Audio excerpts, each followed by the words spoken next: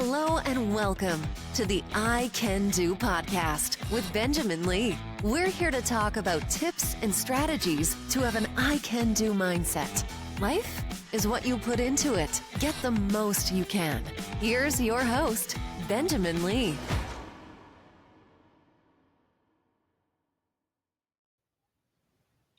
Hello and welcome to a new episode of I Can Do. I am Benjamin Lee. Thank you so much for tuning in. We are going to do something a little bit different here. I'm going to be doing something a little bit different here, and I want to take you back to 2020, and this will explain what I'm getting ready to do on this podcast for the next 300 days, Lord willing. We'll see if I'll be able to maintain it.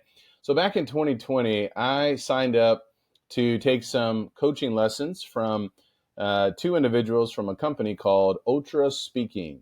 Michael and Tristan, the co-founders of Ultraspeaking. I signed up. I learned about them through a book called Ultra Learning. I have been preaching full-time, I guess, about 10 years by that time, but I've been preaching part-time. I've worked with Pfizer for about 8 years. I've gone through Toastmasters in previous years, but I was looking to see how else could I improve my public speaking. So when I read about Tristan and his journey into public speaking and making it into the top 10 of all Toastmasters and the World Championships, this was in the book Ultra Learning by Scott Young, I was curious, I was hooked, and I wanted to know, could these guys help me even with my public speaking? The answer, yes. Ultraspeaking has been fantastic.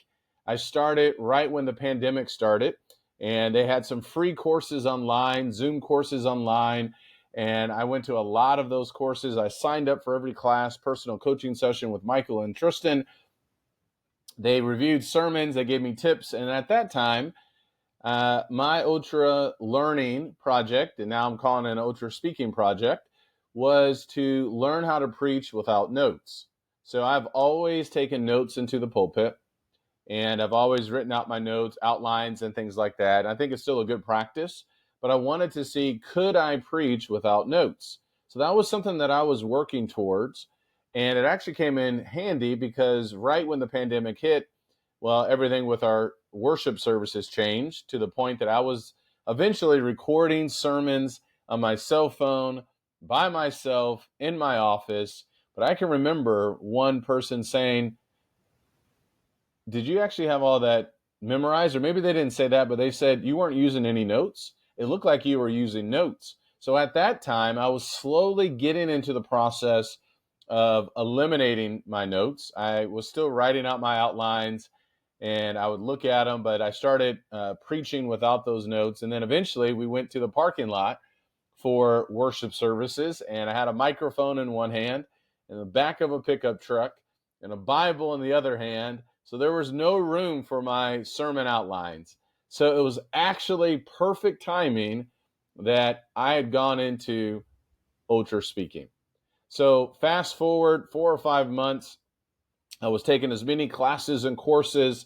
I did a webinar with Ultraspeaking talking about this journey that I had gone on. And then eventually I got into coaching, which was fantastic. And that added a whole nother dimension of learning some of the things that we talk about with Ultraspeaking: impromptu speaking, speaking on the fly, musicality in our speaking, the art of the pause, breathing, storytelling, and so much more.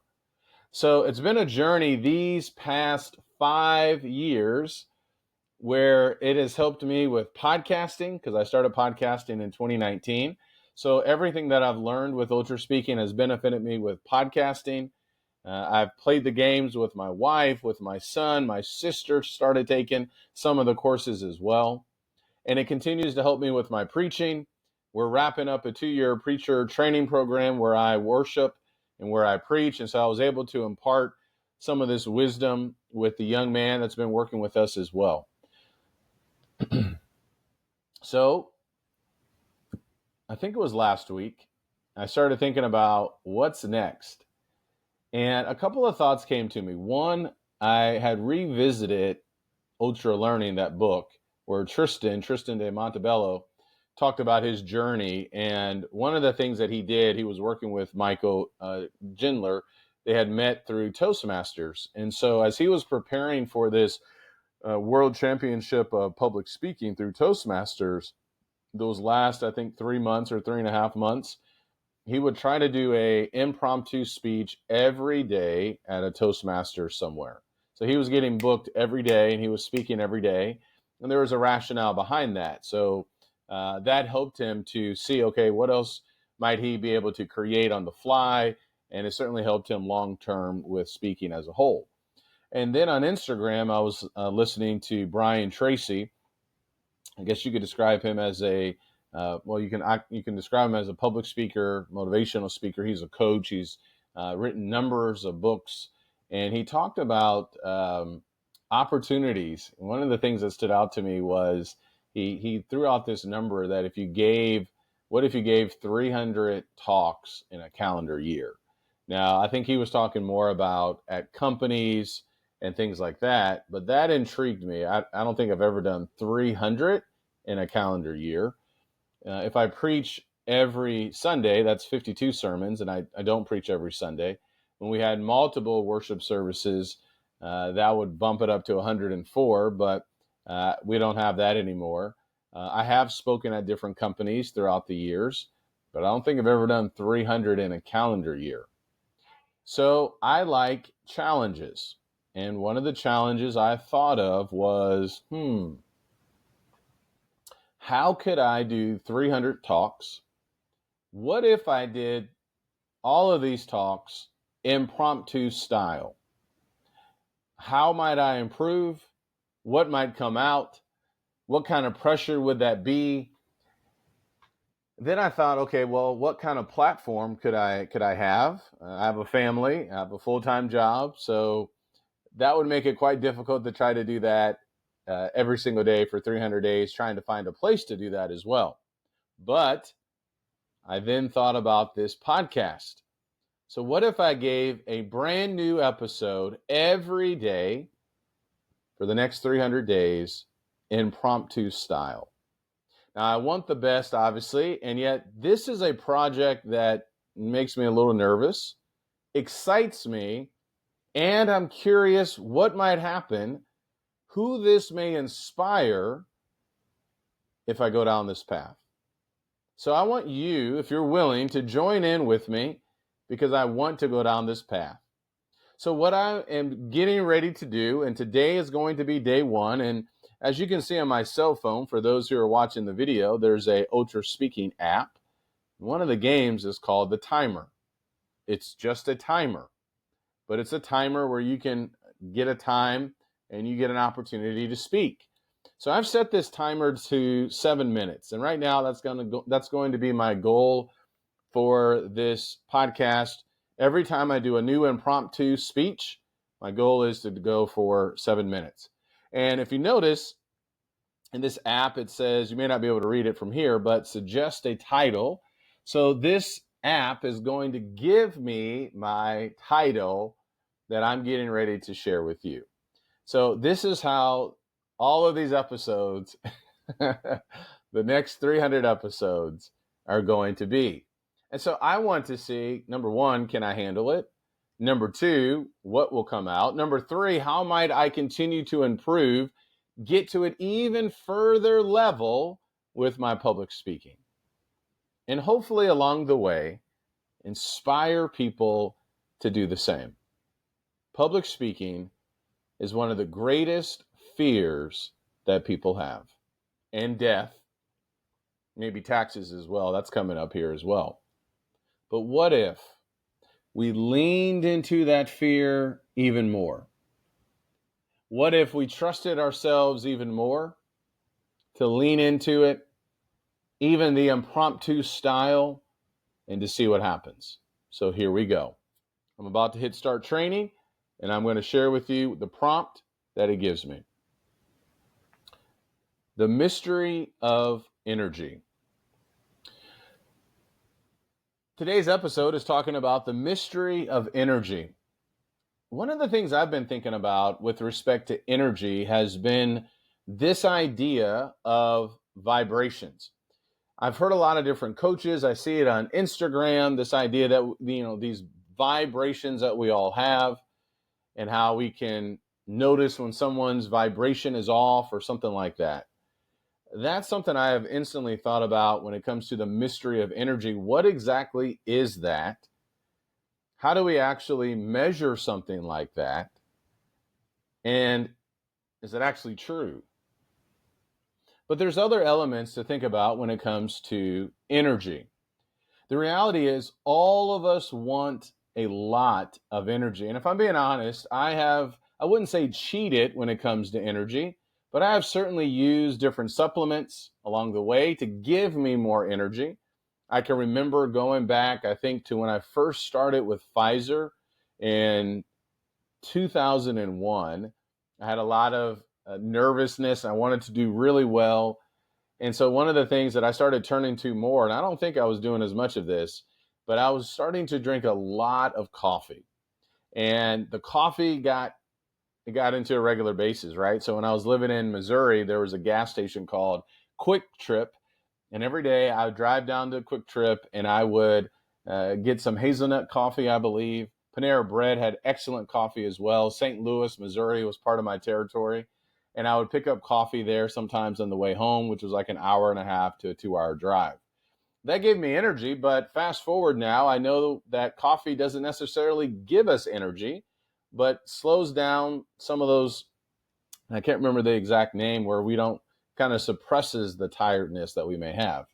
And if knowing that, I think I may have gone down a different path, or at least I would have thought about it a little bit more, because even before I started with Pfizer, as I'm thinking about this, I guess it started back in college, actually, with the coffee. And also in college, it started with energy drinks. So I'm learning, just thinking about this right now, maybe you can relate to this. We all want to tap into energy. We want more energy. I can remember when I was working at a Gold's Gym that they had this drink called Razor. It was $1. I would drink it before I worked out. I was fired up. And I want to say it was those ephedra pills or some kind of caffeine pill as well. My junior and senior year in college, I would take those before I'd work out, and I'd get on the Stairmaster. I'm going as fast as I can, and I got puddles of sweat because I'm just sweating profusely with all of this caffeine running through my system. That was not the wisest way to get energy. But there's a lot of mystery when it came to energy. And one of the ways when it came to energy back then and even now, go to the caffeine drinks, whether it's coffee, pills, 5-Hour Energy now. Razor got bought by another company when I was working at Gold's Gym. And so this other company had a drink called Speed Stack. So I started consuming that. And I'd go back and forth and I'd have these terrible caffeine withdrawals. And then eventually I started drinking 5-Hour Energy with coffee, and I would take some breaks from time to time. This is where it really gets interesting. So let's hone in a little bit with the mystery of energy. When I actually got off the caffeine drinks, I started having more energy. Now, it did not happen immediately. There were withdrawals. It was awful, by the way. There was nervousness because I was thinking, what if my mind is not as sharp as when I'm consuming alcohol? And we get into this rhythm, or not alcohol, I'm sorry, but caffeine. And that's kind of a bad thing when I really say that out loud, that do I actually have to have caffeine, this fake energy, to really be myself? Or is it actually turning me into someone else? The mystery of energy is interesting. And maybe we just need to revisit this whole concept. The reality is there's lots of different ways for us to get energy. So let's begin to close here with how we can have natural energy. Number one, get a great night's sleep. Sleep is king. I have a book called Why We Sleep. Everybody talks about sleep. Tim Ferriss on his podcast talks a great deal about sleep. Everybody seems to be a sleep expert. And the reality is we just need to sleep more. How do we do that? Stay in a routine, go to bed at the same time, wake up at the same time, even if it's the weekend. You can even manipulate when you travel across different time zones of when you're going to wake up and when you're going to go to bed, so you can reduce some of that jet lag. The mystery of energy, stick with the basics. So number one, get a good night's sleep. Number two, get sunlight first thing in the morning. Get sunlight on our eyes. Mel Robbins on our podcast has talked a great deal about this. Don't pick up the phone first, but go out and get sunlight on your eyes. It's not rocket science. And I have a book called Power Eating. And one of the things in that book talks about really the power of sunlight. Get at least 15 minutes a day of sunlight. That will give us a lot of energy. There seems to be more and more evidence. I'm not a doctor, so you need to consult with your physician first. But high vitamin D levels and sunlight is naturally going to give us some additional vitamin D. Some other people may need more vitamin D as well. But whether it's sleep, sunlight, vitamin D from sunlight, taking vitamin D supplements or something like that, that is going to give us energy. Number four, hydration. Drink plenty of fluids, water.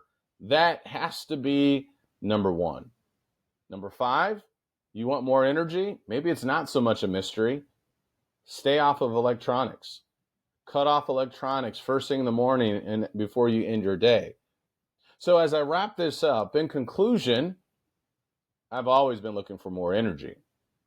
And while I have turned to different drinks, supplements, pills, I think all the energy I've ever needed is already inside me, if I'm willing to go down that path and to stay on it.